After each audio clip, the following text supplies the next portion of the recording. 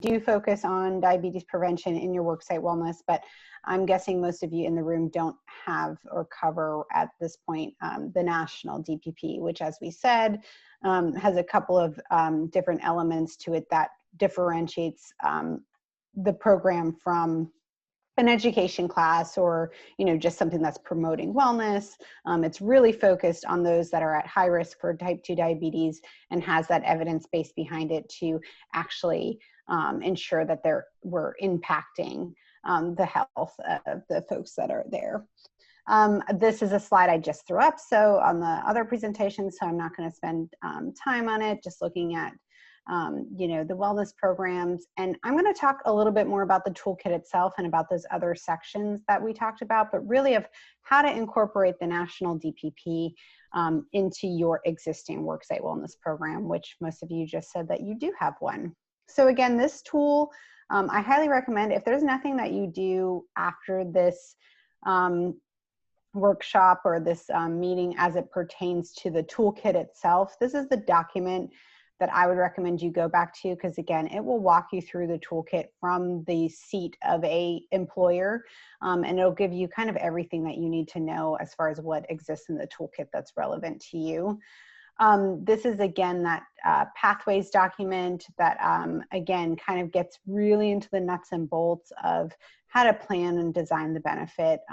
Since it is a year-long program and there's many different kind of customizable options to it in a sense, this will really help you kind of figure out those components. So these are the options of when you're considering incorporating the program into your worksite wellness program. So again, that delivery method, are you going to be offering this on site? Are you going to be offering these classes at your actual work location or locations, for those of you who have multiple work sites? And that really just depends. It depends, I'm sure, post-COVID, are people working remote? Are they actually in the office or on the plant or whatever type of setting that you're working in? Do you have enough people to really host classes? There's kind of all these different elements that you want to consider when you're thinking about hosting it on site. Are you looking at online or distance learning? So now that we're in this COVID era, are you going to consider just doing virtual? Before even COVID, there are people who wanted to do distance learning because they have employees that travel, or they have employees that work on shifts, or that are part-time and full-time. So offering the class in a virtual way was going to be able to allow a lot more people to participate. Delivery method, you also want to consider, do you want to have this program as something that you as an employer offer, not just cover, but offer yourself, have some of maybe your worksite staff be trained as coaches, become a CDC recognized provider so you can deliver the evidence-based curriculum? Or do you want to outsource this to community partners, recognized CDC organizations in your community that could also offer it virtually, and contract with them? And what does that contracting look like? So those are kind of your options for your delivery methods. And there's a whole section in the toolkit that talks more about that, so it helps you to kind of make that decision. The other option is the coverage method. So looking at, are you going to cover this as an employer covered benefit, or is this an insurance covered benefit? That is probably going to take a conversation of talking to your health plan to see, do they already cover this as a covered health benefit? If they don't, would they consider it covering it as a covered benefit? What steps need to be taken in order to do that? So, that consideration, is very individual per employer. And we talk a lot about additional information. And again, I think I have another slide about the key questions to ask your health plan. Again, that next section is the contracting party. Do you contract directly with a CDC recognized organization? I think Natalie just highlighted many in your state of Utah that exist. There's also virtual providers that offer it nationwide. You can look at the CDC website to see a list of all of the recognized programs. Or do you contract there are some TPAs that exist that kind of house a number of CDC recognized program underneath them that you could work with essentially if you have many, many employees in multiple states. That could be an option for you, that you don't just contracting one off with one local organization doesn't necessarily get you coverage for all your employees. So you can consider kind of a broader perspective. And then the invoicing method, or the contract type, are you invoicing? Are you doing claims processing? So are you going through coding and billing, or are you just kind of giving, a check per person that participates? Also, thinking about, again, are you paying per person per session? Are you paying per milestone of the program achieved, attendance and weight loss, things like that? So all different considerations as far as implementing the program. But again, before you start, reach out to your health plan. There's a document on the toolkit that kind of gives you, it's a little cheat sheet of questions you can ask just to make sure that you check with your health plan to see if you can, obtain any information that you might not already know about.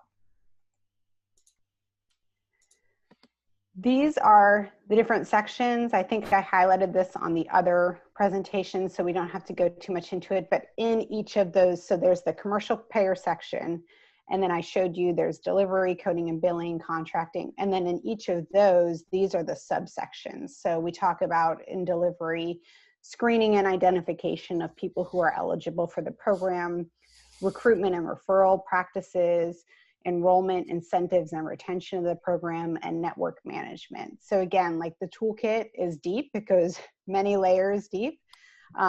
So this is just a reminder of all the information that you can find on there.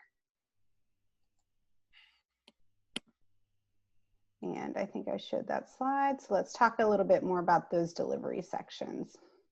So again, we talk about the different modes in which you can select or which might work out best for your employees. So in-person, online, distance learning, which is slightly different than online. A combination approach. There are some organizations that say, yes, we meet in person for the first 3 months, and then we do everything else virtually. There's lots of different options with this. So think about what's going to work best for your employees, and then see if you can find that out or find that compromise of a CDC recognized program that can provide that for you. Or again, another option is to seek CDC recognition yourself, and there's information about how to do that. For screening and identification, I think I saw a question come through in the chat of who is eligible for the program. We talk about, there are specific guidelines of who is eligible, who qualifies as someone with prediabetes. So they have to have certain qualifications in order to be eligible for the program. But for this program, they do not have to have a doctor's referral. So to be eligible for the program, they just might be at high risk because they have risk factors based on a risk test, or they could be at high risk because they've had that fasting blood glucose test from their doctor that says, hey, I'm in this range of prediabetes, I have prediabetes, I'm eligible for this class. So there's a couple of different ways you can find out if they're eligible, and some are very non-invasive and very cheap, like a paper risk test. So you could do that at any screening or biometric screening or wellness events that your company already does. You could also do a query or EHR records if you all have access to those. And then you can track eligibility through a claim system. So again, on the toolkit, it gives you all the information in order to proceed that way. And when we talk about recruitment and referral, again, we have an extensive section that talks about, we don't need a physician referral to be eligible for this program or to enter this program, but it doesn't hurt, right? And we're also on another arm of this work. We're promoting that physicians know about this program, that they refer their patients to this program.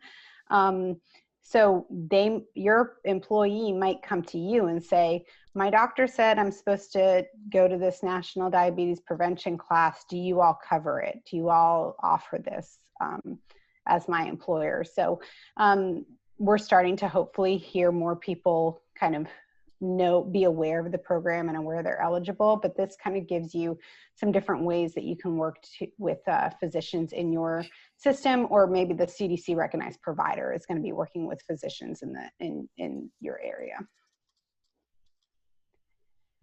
So retention and use of incentives, I kind of touched on this, but this is something that can really boost your program, but if you do it in the right way. So just giving people cash or vouchers doesn't necessarily correlate to more success in the program. There's been some studies done that really look at, anything that's program related or anything that's really tied to free or reduced medical care actually is going to have a better and bigger impact for your participants than just giving them $50 cash if they go into the program. So a lot of people will do, reduction in, or they'll give them health points or reduction in healthcare costs, and that can really have a big impact.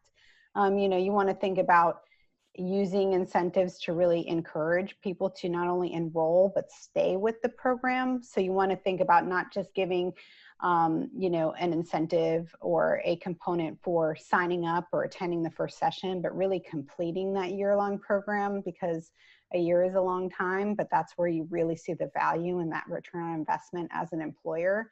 You want to think about, the carrots versus the sticks, and is the incentive aligned with the program goals? So are you giving, a gym membership if people sign up and attend at least 9 classes? Are you giving, other kind of components like that? So we have a section on the toolkit that talks about the best ways to use incentives and the best times to really kind of think about it. I always like to, if I have time, I'll give a 1-second example. There's one employer that really wanted to support this program, so they gave everyone Fitbits for enrolling, and everyone enrolled and took a session, got their Fitbit, and most of them never came back. And what happens is with the data is once you've kind of enrolled and taken a couple sessions, you're in the data. So the data system is looking at that, and the program really suffered because they weren't able to retain people because people got the big prize right off the bat. So just kind of think about, different ways to, again, encourage folks and the timing that makes sense.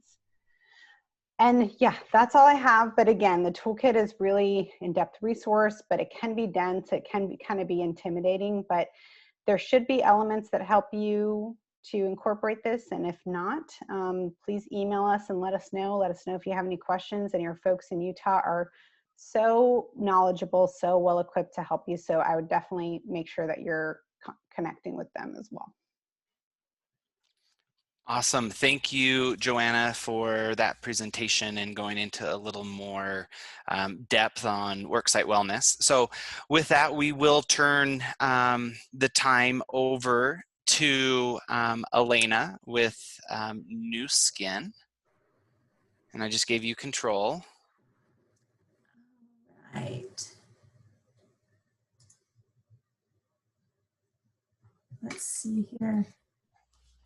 All right, we are in business. Thank you very much, Dustin, and thank you for having me here today. It is my pleasure to present. As mentioned, my name is Elena Wood. I work at Nu Skin Enterprises, and I run the wellness program there. I've been with Nu Skin for a little over 11 years, and before I settled into the corporate world, I spent half of a lifetime traveling the world, teaching children music, singing, dancing, acting, and English as a second language. And I've never really gotten over my love for travel, my love for meeting new people, and quite frankly, my love of the spotlight, which is why we're taking just a little moment here for an introduction.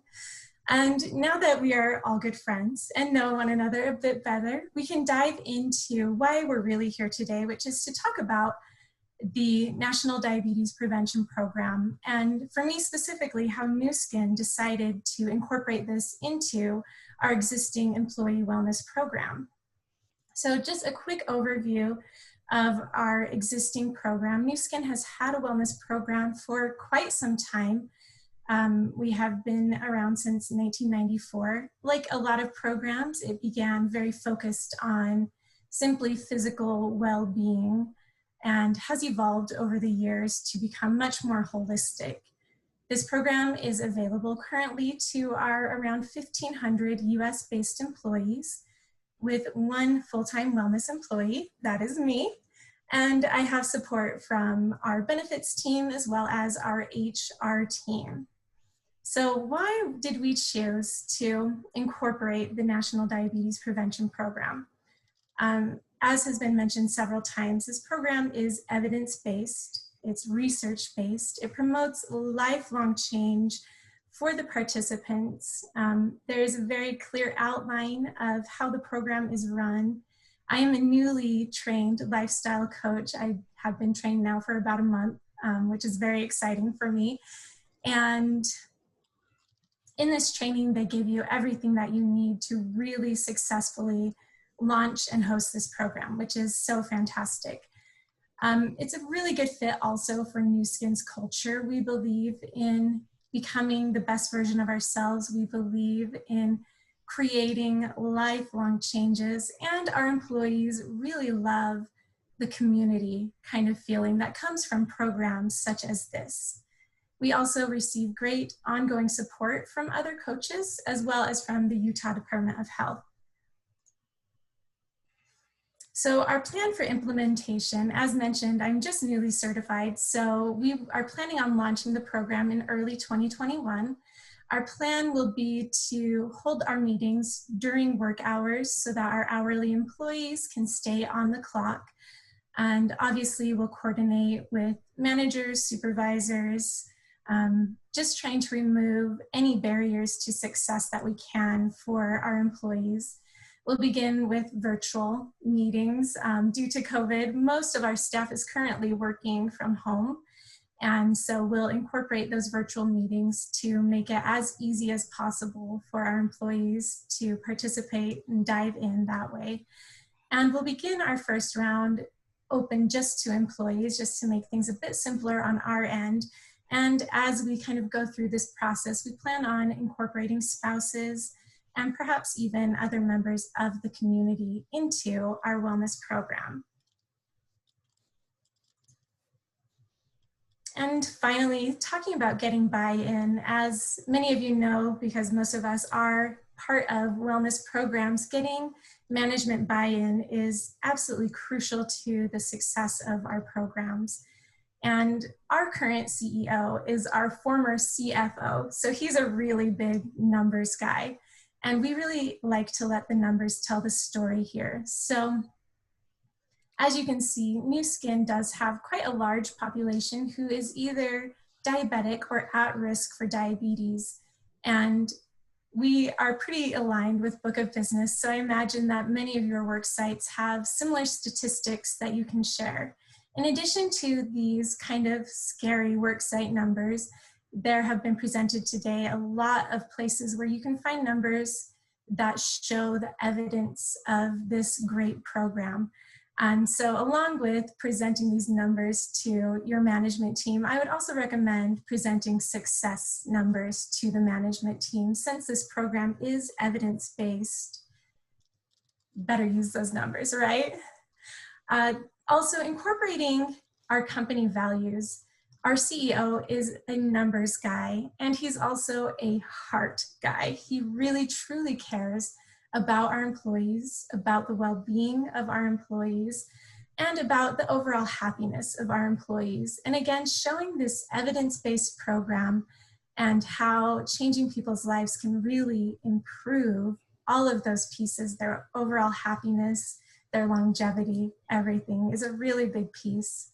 And we plan, of course, once we've run a few rounds of the program, to report back to share some scrubbed data, so data where names have been removed for the safety of our participants, as well as if people are willing to share testimonials about the program. And we are so excited to really dive in and to partner with the National Diabetes Prevention Program, and just to see the great things that it can bring to our work site. And that is all I have for you today. With that, I'll turn it back over to Dustin. Thank you, Elena. I appreciate the time that you have spent talking with us today.